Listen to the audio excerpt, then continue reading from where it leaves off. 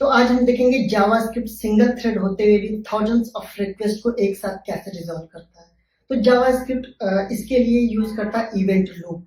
तो event loop भी अकेले काम नहीं करता, ये काम करता है V8 इंजन के साथ और libUB के साथ मिलके।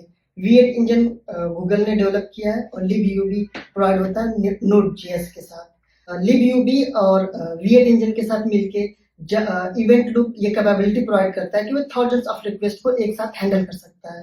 ठीक है।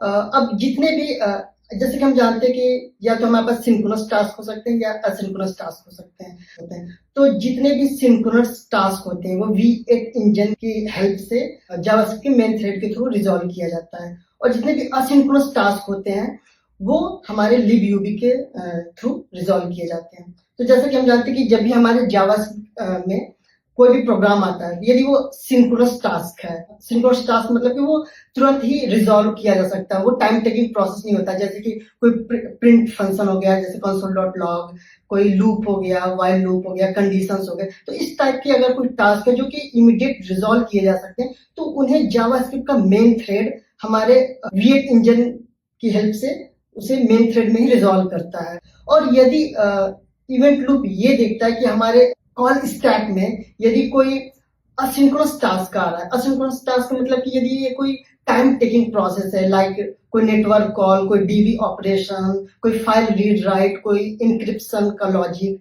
जो कि बहुत ही कॉम्प्लेक्स है और टाइम टेकिंग है, ये तुरंत रिजॉल्व नहीं हो सकता, तो वो इवेंट लूप क्या करता है, इस टाइप के प्रोसेसेस को ऑफलोड कर देता है हमारे मेन थ्रेड से, कॉल स्टैक से। ये हमारा ऑफलोड होके चला जाता है libUB के पास। libUB इसे बैकग्राउंड में इस टास्क को रिजॉल्व करता है, और libUB जैसे ही इस असिंक्रोनस टास्क को रिजॉल्व कर लेता है तो ये एक नोटिफिकेशन भेजता है हमारे इवेंट लूप को। इवेंट लूप अब क्या करता है, जैसा कि हम जानते हैं कि हमारे सारे असिंक्रोनस टास्क के साथ एक कॉल बैक फंक्शन एसोसिएट होता है। तो जैसे इवेंट लूप को ये नोटिफिकेशन मिलता है कि हमारा असिंक्रोनस टास्क रिजॉल्व हो गया, तो उसके कॉल बैक फंक्शन को लेता है और हमारे पास एक क्यू होता है जिसे हम कहते हैं कॉल बैक क्यू, उस कॉल बैक क्यू में पुश कर देता है।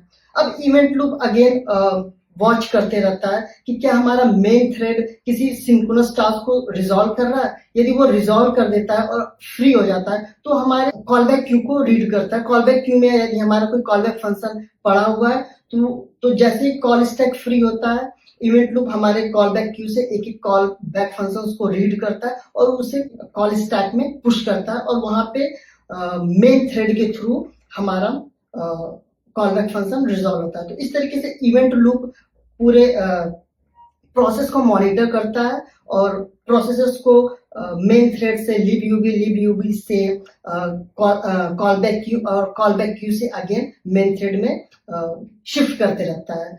तो ये है ओवरऑल मेन कॉन्सेप्ट कि कैसे इवेंट लूप V8 इंजन और libUB के साथ मिलके हमारे प्रोसेसेस को हैंडल करता है और हमें एक थाउजेंड्स ऑफ रिक्वेस्ट को एक साथ बिना रुके हुए, बिना ब्लॉक हुए एग्जीक्यूट करता है। अब यहाँ पे libUB भी अपने आप में कॉम्प्लेक्स कंपोनेंट है और V8 इंजन भी अपने आप में काफी कॉम्प्लेक्स कंपोनेंट है। हम एक एक करके इस libUB को अंडरस्टैंड करेंगे, V8 इंजन कैसे काम करता है उसे अंडरस्टैंड करेंगे, कॉल बैक क्यूज क्या होते हैं उसे हम डिस्कस करेंगे।